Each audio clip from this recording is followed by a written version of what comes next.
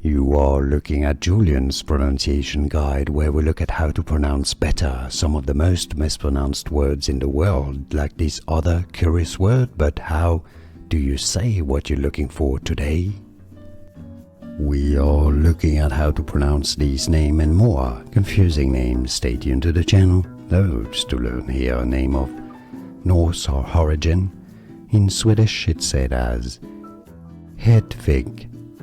Hedvig. So in English, Hedvig. It's easy, and now you know. More videos for you here to learn more correct pronunciations. I'll see you there. Thanks for watching.